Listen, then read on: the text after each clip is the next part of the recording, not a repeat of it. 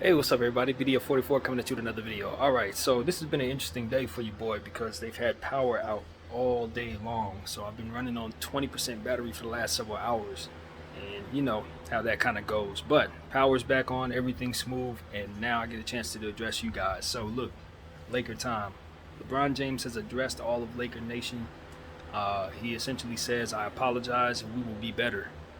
um, or I will be better. I'm not certain. Can't quote that directly, but something like that. So, uh, take it for what it's worth. I think it's most important to understand that LeBron James knows that he messed up, uh, and the reality is that he's not quitting. I think that's the most important thing we understand. And him not addressing the media yesterday had some people with question marks about what ever. You know what I mean? When you don't address folks, you really don't know, and that's not like Braun very much. Particularly after a big loss, he usually addresses. But you can understand why he didn't. You know, he was humiliated pretty bad in that game, probably more so than any time I've ever seen. It's one thing to go through what he went through many years ago in Dallas. It's another thing when you're just getting pushed around. And I don't think I've ever seen LeBron James be pushed around like he was pushed around by some of those guys on the Denver Nugget team who aren't of cachet yet. Their names aren't big yet, but they just bigger, younger dudes, and that's really what it came down to. He was asked to do too much this season, um, and he put himself in that position, or what have you. I think that's a question mark as well, and I'd like some clarity as a Laker fan on what exactly the pecking order is right now, because the media has painted a picture about LeBron James. It aligns, and you know what I mean. It's one of those situations where is this dude responsible for the roster, and if so, um, should we not be taking back our team? And if he's not responsible for the roster, shouldn't we know that too? And shouldn't we not be considering what's going on with that situation there with our general manager if he indeed put together this team and thought this was a good idea? And that just doesn't make any sense at all. So, clarity is what I'm asking for. I appreciate any apologies, but more so, I want to see this thing cleaned up. And most importantly, I want to see LeBron James clean it up. And the only way I see him being able to do that is one of two things: pulling strings somehow behind the scenes to help the Los Angeles Lakers move Russell Westbrook. That is what he needs to do. He did this, he needs to undo this. And if he has the connections to pull that off, pull in some favors with the collaboration with Genie Bus, they need to do that. Because if not, he's going to sink our franchise, whether we get a championship going forward with him or not. What it does is force him to be obligated more or less to help us stay afloat while we go through the process of trying to recoup our assets, for which we have no path to right now other than trading him and or AD to get those. Because everything else we have is utterly useless or not quite where it's going to be to a point where it can help us right now. So that's what happens when you take on the Westbrook contract, and you know that conversation because we've had it many times on this camera. So that's what I want to see Bron do. Everybody talks about how he has all this power, most powerful man in sports, arguably, player in sports rather. I think if there's a way he can help us undo this, that would be the biggest thing he could help us do, other than win a championship. Because quite frankly, we know what our path forward looks like with that contract being attached to us. We know what our path forward looks like without picks, and we need to try to recoup those. We have to, you know what I mean? And so that's what I think he can help us with, aside from playing better or whatever, because he's playing great. What you want to do? Like, the roster can't really be maneuvered well enough to make us better, and savvy fans know that.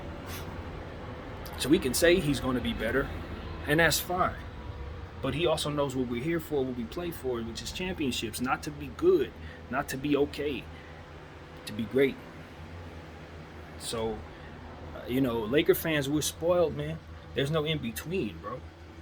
There's no in between. That's why you chose us, because you know that we're going to hold you to a certain standard at this stage in your career that no other franchise is going to hold you to. And that's what you're receiving right now.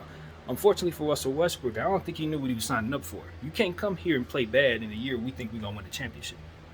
It's cool if you do that with a bunch of kids running around, but you come in here and you're a third of what it is we're supposed to do. We're counting on you to be our LeBron insurance, and you play this poorly. That, you know what I mean? That's something he's gonna have to live with for the rest of his career and beyond. Cause we ain't gonna forget it. If there ain't no redemption story for him, he's gonna be known as one of the worst Lakers ever. And that's what Russell Westbrook's going to understand. Forget bump the contract, all that. You're going down, fam, as one of the bottom worst Lakers to ever play put on our uniform. And that's not what we want for you. Not at all. So I think it's time guys start fighting. Not each other, but for what it is that'll make them look good. The first thing they need to do is fix the damn offense. I know a lot of people talk about defense, but that is not going to help us because we don't have the personnel to do that. We must get better offensively so that we can maximize the players on our team and get the most out of their value. As long as we're running bullcrap to make people look bad, we can't trade nobody for nothing. So we have got to get rid of this coach. I'm sorry. He don't have the offensive mind to make the most out of this team. And that's where we need to fix things most right now. It ain't even with the roster. We got to make it so that AD doesn't look the way he did to start the season.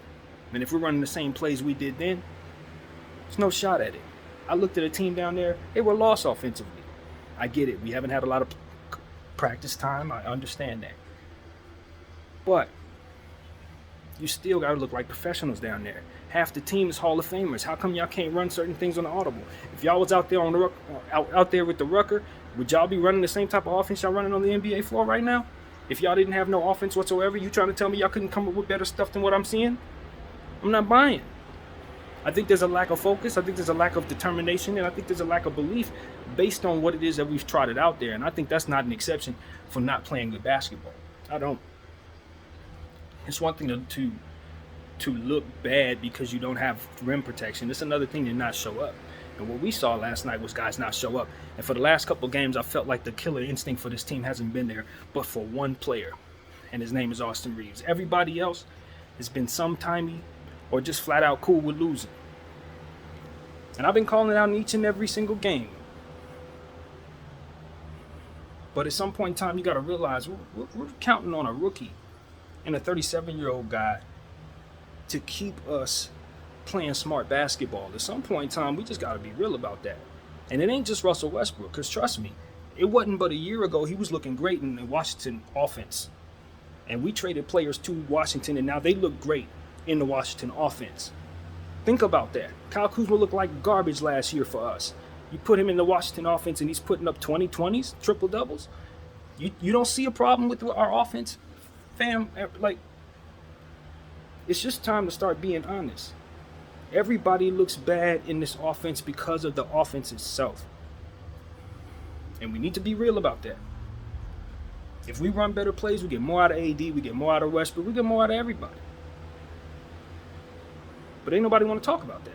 Everybody want to talk about what we can't do anything about, which is defense. We can't do anything about that. We have no rim protection. We're not going to play defense. We have no defensive players outside of Stanley Johnson. We're not going to play defense. That renders defensive coaching useless. So that's what we can do something about. We can't trade Westbrook right away. We can't seem to maneuver our cap right away. We can't seem to do nothing right. What we can do is fire Vogel. So I expect him to do that. He just got blown out by 37 points. That's the worst loss we ever had against this team. And they didn't even have half their players. Jokic only had to play like 28 minutes. I don't want to see him no more.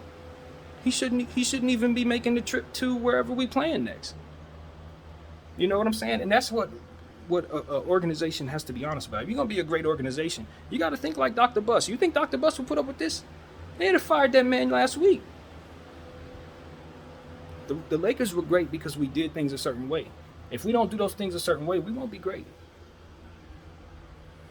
And that's what it is, man. So, as a Laker fan, I'm putting forth a demand to get our stuff together. Apologies, great, but if it doesn't result in tangible wins and assets that the Lakers can use when you're gone, bro, you're going to have to apologize a lot more than this, because that ain't going to be enough. With Laker fans, real ones, savvy ones, we're not mad about getting blown out by Denver. We're mad about the fact that our roster sucks. We're mad about the fact that we don't have any picks, man. That's the truth. Casuals, I don't know what they're thinking about. Me, I'm worried about what the team gonna look like in 2024, 2025, when we have no assets and bad contracts. Nope. I want a future. I want to know that my team is not going to be worse than it is right now later on. So, fix that. You got my support. And the good thing is, I think you can do that, Bron. I think if anybody can make a Pau Gasol, Kwame Brown type of trade happen, it's Clutch. Y'all can do it. And we need y'all to do it. We need something like that to happen. We need to be able to turn DeAndre Jordan and THT into like Miles Turner or something. Pull it off. That's it. That is it. That's all I gotta say. My name is BDL44. Thank y'all for watching. I'm out.